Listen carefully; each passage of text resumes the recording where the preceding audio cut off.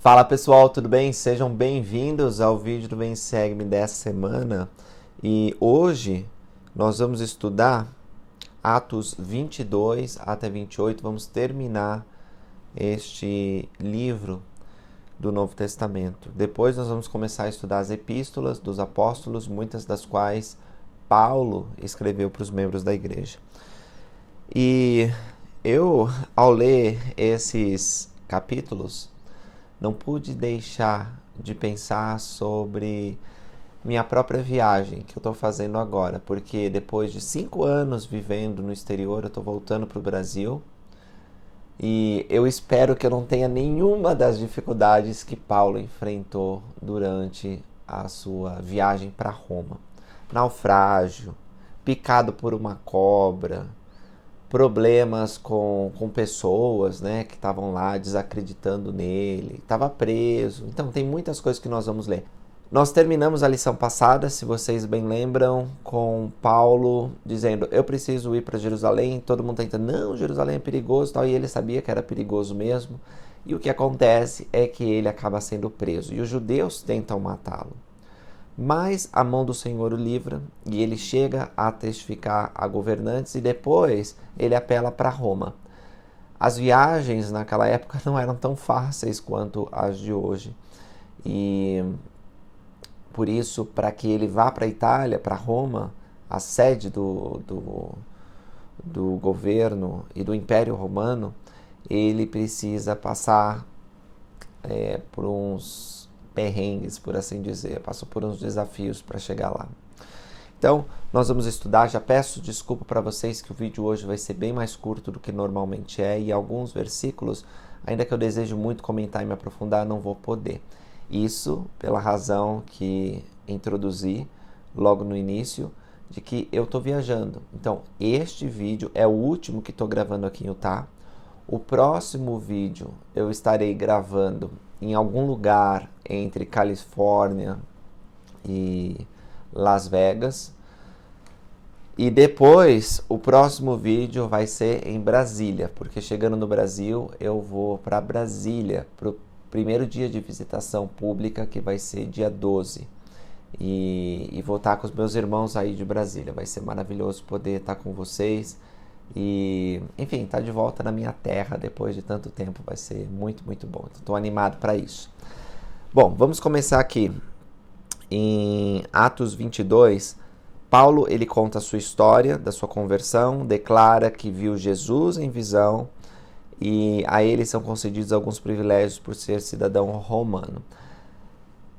No 22, ele conta o seu testemunho sobre a sua conversão. E depois, mais para frente, quando ele está diante do rei Agripa, no capítulo 26, ele também vai contar sobre sua visão. E nós temos, portanto, dois relatos de Paulo e o relato de Lucas sobre a visão de Paulo. Por que eu estou enfatizando isso? Porque nós temos também vários relatos da primeira visão. Pelo menos 5 deles foram escritos ou narrados pelo profeta Joseph Smith. E os relatos, quando você vê, eles não são idênticos, porque foram dados em ocasiões diferentes, para públicos diferentes, em ocasiões distintas da época do profeta Joseph Smith e da história da igreja. A mesma coisa Paulo aqui. Então, existem certas diferenças. Em alguns relatos de Paulo, ele é mais detalhista sobre certos aspectos. Ele fala: os homens estavam comigo, não viram o personagem, não ouviram a voz, mas eles viram a luz. Então, as aparentes discrepâncias, as diferenças que existem entre os 3 relatos de Paulo aqui em Atos, não são uma evidência de que a visão não ocorreu ou de que ele inventou essas coisas. Pelo contrário, nós somos gratos por ter 3 testemunhas.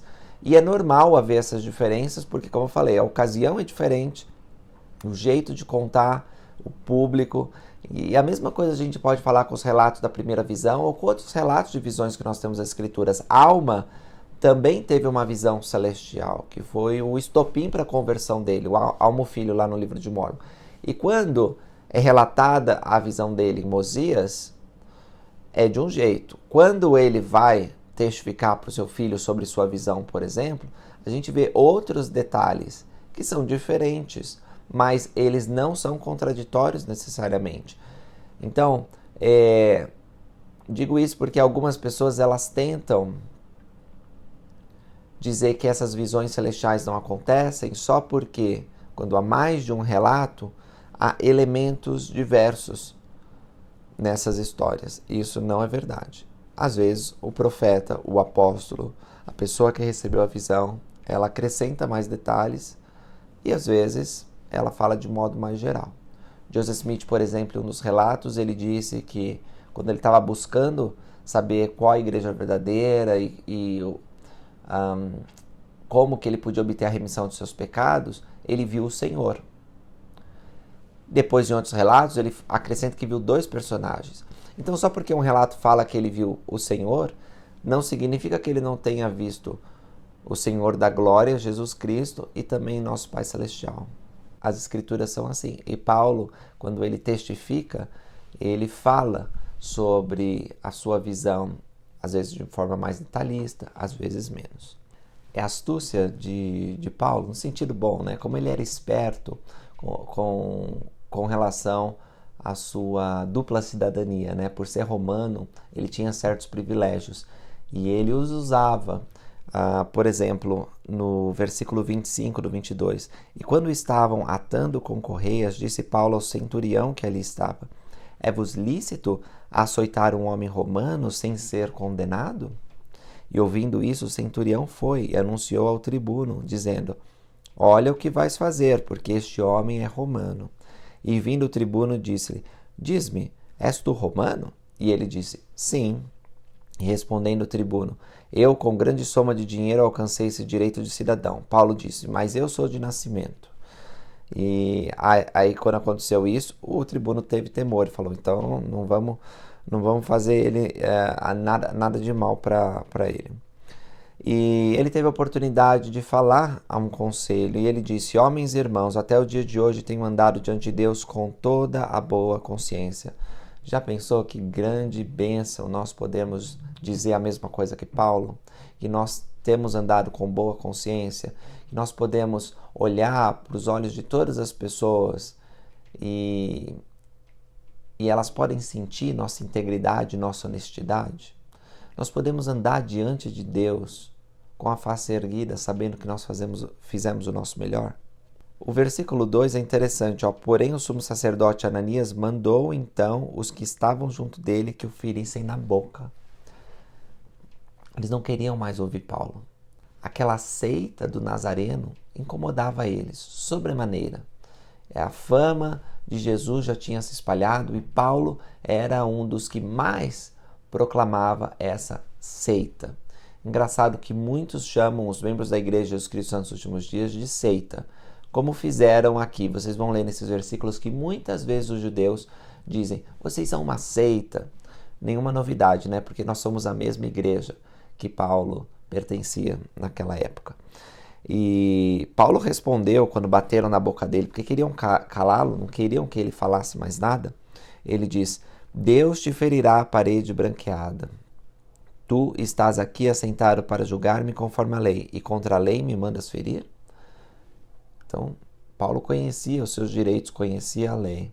E quando ele fala parede branqueada, é semelhante àquela acusação que Jesus Cristo fez aos fariseus, sepulcros caiados, ou seja, vocês parecem tão bonitos por fora, vocês parecem que são retos, mas por dentro estão cheios de podridão. A mesma coisa, a parede pode estar bem branquinha, né, da casa, mas dentro só tem coisa ruim, só acontece coisa ruim. Então aquele sumo sacerdote, aqueles judeus, eles estavam sendo acusados de hipocrisia por Paulo. E aí eles entenderam isso. Paulo, você está injuriando o sumo sacerdote de Deus? E Paulo disse, não sabia, irmãos, que era o sumo sacerdote, porque está escrito, não falarás mal do príncipe do teu povo. Aqui Paulo, dá para ver como ele é esperto com relação à operação da lei naquela época. E eu, como advogado, leio e falo, nossa, Paulo é brilhante, né? E ele diz, não sabe, devia saber que era o sumo sacerdote. E não acredito que era uma ofensa que ele estava dizendo, mas uma justa indignação. Ainda assim, ele diz, não falares mal do príncipe do teu povo. Paulo também sabia que a autoridade daquele sumo sacerdote não era nada perante a autoridade apostólica que ele havia recebido de Jesus. Os judeus já estavam em apostasia, já estavam corruptos. É por isso que Paulo clamava a eles para que se voltassem ao Senhor. Mas eles não queriam. Então, ainda que tivessem recebido a autoridade pelos meios ordenados por Deus, pela imposição de mãos e pela linhagem do sacerdócio, nenhum poder tinham. E aquele não era realmente um príncipe de Deus, né? Ou seja, não tinha recebido a autoridade real. Quem tinha autoridade real lá era Paulo. Olha só, no versículo 6, Paulo, sabendo que uma parte era saduceus e a outra de fariseus, clamou ao conselho: Homens irmãos, eu sou fariseu, filho de fariseu. No tocante à esperança e ressurreição dos mortos, sou julgado. De fato, ele era acusado por proclamar o Cristo ressurreto. Mas quando ele falou a palavra ressurreição, os saduceus ficaram alarmados, porque eles não acreditavam em ressurreição. Esse era um dos pontos fundamentais que distinguia os dois partidos.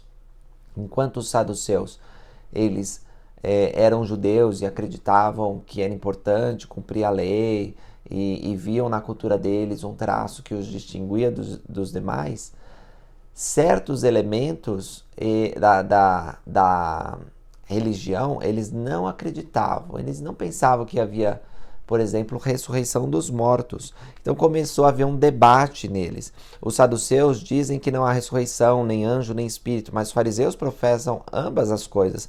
E originou-se um grande clamor. E levantando-se os escribas, que estavam entre os fariseus, contendiam, dizendo: Nenhum mal achamos nesse homem. Paulo falou que era fariseu, filho de fariseu, então vamos ficar do lado dele, né? E aí ficaram contra os saduceus. E se algum espírito ou anjo lhe falou, não resistamos a Deus. E essa grande dissensão fez com que o tribuno, que estava com medo de Paulo ser morto naquele momento, sendo cidadão romano, tirou ele e levou para a fortaleza. O versículo 11 é significativo. E talvez numa leitura rápida a gente nem perceba a importância. Mas olha só. E na noite seguinte, o Senhor apresentou-se a Paulo e disse: Paulo, tem bom ânimo, porque como de mim testificaste em Jerusalém, assim te é necessário testificar também em Roma. O próprio Senhor da glória, que havia aparecido para Paulo na estrada de Damasco, o visita agora em sua prisão. Imagina que conforto deve ter sido para Paulo conversar com o Senhor Jesus Cristo. Que poder essa visão lhe concede de prosseguir com firmeza, ainda que muitos desafios estariam à frente dele. Aqui, nesse momento, talvez Jesus não tenha dito para Paulo: você vai sofrer um naufrágio, você vai ser picado por uma cobra, vai ter muitos e muitos obstáculos. Mas o que Jesus disse é que queria que ele testificasse em Roma. Queria que ele pregasse o evangelho na sede, na capital do Império Romano. E Paulo, então, estava confiante de que iria para lá. Vocês vão ler muitas coisas que aconteceram com Paulo que poderiam fazer com que uma pessoa pensasse: não, isso não vou sobreviver a isso. Mas Paulo sabia que Deus tinha poder para protegê-lo e para conduzi-lo para Roma. Amanhecendo o dia, alguns dos judeus fizeram uma conspiração e se conjuraram, dizendo que não comeriam nem beberiam enquanto não matassem Paulo. As combinações secretas, elas estão presentes aqui entre os judeus, como também estavam presentes no livro de Mórmon, como estão presentes hoje. As pessoas, elas se reúnem, fazem convênio entre si de que vão destruir a obra de Deus, de que vão destruir os servos de Deus. Eles têm seus próprios sinais, suas palavras-chave, e isso foi instituído por Satanás desde o começo do mundo. Lá com Caim, ele já tinha feito uma combinação secreta, e ela prossegue aqui. E essa conspiração, essa tentativa de anular a voz de Paulo, de acabar com a vida dele, não vai ser bem sucedida, porque a gente lê que Paulo ele é tirado de lá, No versículo 26, Cláudio Lísias, a Félix, excelentíssimo governador, saudações. Esse homem foi preso pelos judeus, estando já a ponto de ser morto por eles. Sobrevim eu com a guarda e o livrei, informando de que era romano. E querendo saber a causa por qual o acusavam, o levei a seu conselho. Então, Félix, ele vai ter a oportunidade de ouvir o testemunho de Paulo. E é muito bonito como Paulo ele fala no 24:14. Porém, confesso-te isto, que conforme aquele caminho que chamam seita, assim sirva ao Deus de nossos pais, crendo em tudo quanto está escrito na lei e nos profetas, tendo esperança em Deus, como estes mesmos também esperam de que há de haver ressurreição, tanto dos justos como dos injustos. E por isso procuro sempre ter uma consciência sem ofensa, tanto para com Deus como para com os homens. Lhes adiantou a causa, dizendo, havendo-me informado melhor deste caminho, quando o tributo Lísias tiver descido, então tomarei inteiro conhecimento do vosso caso. E aí ele mandou que Paulo ficasse em um lugar onde ele tinha uma certa liberdade e que as pessoas que quisessem falar com Paulo podiam chegar sem problema. Depois de um dia, quando Félix ele veio com sua mulher, ele mandou chamar Paulo. E tratando ele da justiça e da temperança e do juízo vindouro, Félix, espavorido, respondeu, por agora vai-te, e tendo oportunidade te chamarei. Ele ficou impressionado, até com medo das coisas que Paulo estava falando. Bom, ele é substituído, Félix, por Festo, e mais para frente vocês vão ver que numa visita de Agripa, Paulo tem a oportunidade de falar com ambos. E Agripa disse a Festo, bem quisera eu também ouvir esse homem. Ele disse, amanhã ouvirás. E eles se reúnem no capítulo 26. E Paulo começa dizendo assim, tenho-me por venturoso, ó rei Agripa, de que perante ti me haja hoje de defender de todas as coisas com que sou acusado perante os judeus. Ele conta a história dele, ele fala sobre as promessas de Deus, sobre a qual as 12 tribos esperam alcançar, servindo a Deus continuamente, noite e dia. Por essa esperança, ó rei Agripa, eu sou acusado pelos judeus. E ele fala da visão celestial que ele teve. Diz que ele foi chamado com um santo chamado, no 18, para lhe abrires os olhos e das trevas os converteres à luz, e do poder de Satanás a Deus, para que recebam a remissão dos pecados e a herança entre os santificados pela fé em mim. Pelo que, ó rei Agripa, não fui desobediente à visão celestial. Antes anunciei primeiramente aos que estão em Damasco, em Jerusalém e por toda a terra da Judéia, e aos gentios que se arrependessem e se convertessem a Deus, fazendo obras dignas de arrependimento. E por causa disso que os judeus procuram matar-me. E tão poderoso foi o testemunho de Paulo, testificando de Moisés e dos profetas, porque o rei Agripa conhecia o costume dos judeus. Ele testificou de Cristo, dizendo, Cristo devia padecer, e sendo o primeiro da ressurreição dos mortos, devia anunciar a luz a este povo e aos gentios. E Festo, ele até duvidou e disse, deliras, Paulo, as muitas letras te fazem delirar. Porém ele disse, não delito, ó excelentíssimo Festo, antes falo palavras de verdade e de perfeito juízo, porque o rei, diante de quem falo com ousadia, sabe essas coisas, pois não creio que nada disso se lhe é oculte, porque isso não se fez em qualquer canto. Crês tu nos profetas, rei Agripa? E Paulo diz, bem sei que crês. Bom, quando aconteceu isso, deve todo mundo ter olhado para Agripa, esperando como que ele ia reagir, e ele disse para Paulo, por pouco não me persuades a que me faça cristão.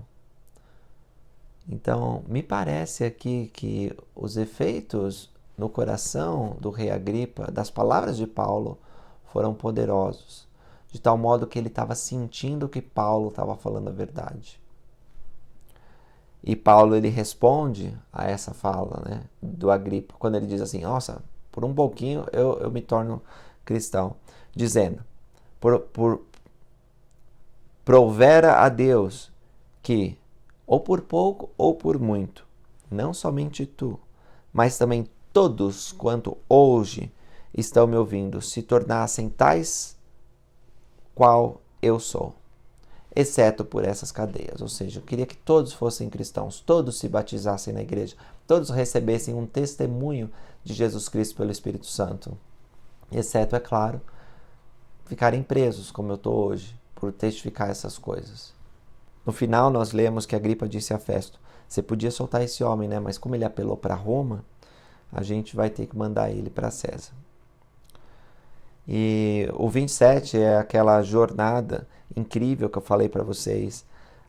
E uma lição bem rápida para a gente terminar o vídeo de hoje é que nós precisamos ouvir os profetas. Versículo 10 do 27 diz que Paulo disse: olha, a navegação é difícil, vai ser complicado para a gente, vai ser com muito dano, muita perda, não só para o navio e a carga, mas também para a nossa vida. Então ele aconselhou: vamos ficar aqui, a gente pode viajar na próxima temporada, né? Agora é perigoso, provavelmente a viagem deles começou depois de setembro, onde havia mesmo muitas tempestades naquele caminho, naquele trajeto que eles fariam pelo mar. Mas o centurião cria mais no piloto e no mestre do que no que dizia Paulo. Confiou no braço da carne. Às vezes nós somos assim também. Confiamos mais no psicólogo, no filósofo, confiamos mais no conhecimento do mundo do que nas coisas de Deus. E ali o profeta estava advertindo eles: não vamos agora. Mas eles desobedeceram a voz de Paulo e eles sofreram duras consequências por causa disso. Ainda assim, nós lemos que um anjo apareceu e protegeu Paulo e aquelas quase 200 pessoas que estavam na embarcação. E quando eles tiveram esse naufrágio, ainda assim todos sobreviveram. Eu separei uma citação aqui do presidente Eyring e ele fala assim: a decisão de não atender aos conselhos dos profetas muda completamente a nossa situação. Passamos a correr mais perigo. Se não dermos ouvidos ao conselho do profeta hoje, nossa capacidade de acatar os conselhos inspirados no futuro será reduzida. O melhor momento para decidir ajudar Noé na construção da arca foi na primeira vez que ele pediu ajuda.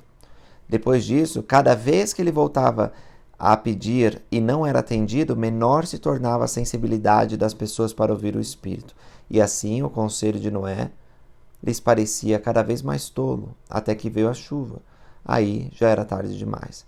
Todas as vezes que decidi adiar a obediência a um conselho inspirado, ou me considerei uma exceção, esse conselho não é para mim, acabei descobrindo que me colocara em terreno perigoso. Sempre que dei ouvidos aos conselhos dos profetas, senti a confirmação ao orar e ao segui-los, percebi que havia caminhado em direção segura. Então vamos dar ouvidos aos nossos apóstolos e profetas, porque eles falam a verdade divina, eles conseguem ver coisas que nós não conseguimos ver. Ainda que às vezes pareça uma coisa que não faz muito sentido, mas o capitão, o mestre do navio aqui, ele está dizendo que a gente pode ir, que é seguro, que ele já fez isso muito, não tem problema. E Paulo, o prisioneiro, está dizendo que a gente não tem que ir, que a gente vai sofrer muita dor. Para quem que eu devo dar ouvidos? Evidentemente para Paulo, para os apóstolos, para os profetas. Os profetas não precisam de nenhum treinamento humano para falar a verdade. Eles recebem orientação divina. Nós precisamos, se quisermos estar seguros, ouvir os profetas de Deus. Ouvir e segui-los. Paulo também realiza muitos milagres, como curar pessoas que estão enfermas. Por exemplo, no capítulo 28, versículo 8, aconteceu que o pai de Públio estava na cama enfermo de febres e disenteria, ao que Paulo foi ver, e havendo orado, pôs as mãos sobre ele e o curou. E aí vieram muitas pessoas quando ouviram isso, e Paulo curou todas as enfermidades também. Ele fazia isso pelo poder de Jesus Cristo que havia recebido. Quando eles chegam em Roma, no versículo 16, o centurião entrega os presos ao general dos exércitos, porém Paulo lhe permite morar à parte com o soldado que o guardava. Então ele fica lá numa casa em Roma. Mas Paulo ele não para de pregar, ele convoca os judeus que vivem lá na região e ele está preparado para testificar a eles. E nós temos uma divisão mais uma vez, alguns judeus acreditam em Paulo e outros judeus recusam seu testemunho. Havendo-lhe eles assinalado um dia, muitos foram ter com ele a pousada, os quais declarava e testificava o reino de Deus. E procurava persuadi-los à fé de Jesus, tanto pela lei de Moisés como pelos profetas, desde a manhã até o entardecer. E alguns criam no que se dizia, porém outros não criam. E os versículos finais são: E Paulo ficou 2 anos inteiros na sua própria habitação que alugara, e recebia todos quanto viam vê-lo, pregando o reino de Deus e ensinando com toda a ousadia as coisas pertencentes ao Senhor Jesus Cristo, sem impedimento algum. Nós vamos estudar, na sequência, várias das palavras de Paulo que ele escreveu aos membros da igreja que estavam dispersos por vários lugares, que ele havia passado em suas viagens missionárias, e até vai ter cartas que ele escreve especificamente para pessoas que ele conheceu, como por exemplo Timóteo, que foi um jovem companheiro dele. Ao ler as palavras de Paulo, nós vamos ver quanto esse apóstolo conhecia o Evangelho, como era eloquente, como tinha um poder espiritual tremendo. E dá para ver como ele amava o Senhor Jesus Cristo, porque até nos momentos finais, em sua prisão, ele achava oportunidades para testificar de Jesus Cristo. Era o seu maior desejo. E assim como Jesus disse para ele, ele testificou em Roma até o fim. E apesar disso, seu testemunho continua em vigor. O profeta Joseph Smith achou consolo nas palavras de Paulo, porque ele também tinha tido uma visão e recebido uma manifestação e não podia dizer que essas coisas não tinham acontecido.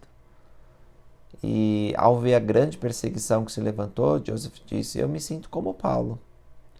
As pessoas tentam negar que aquilo é verdade, mas Paulo havia visto uma luz.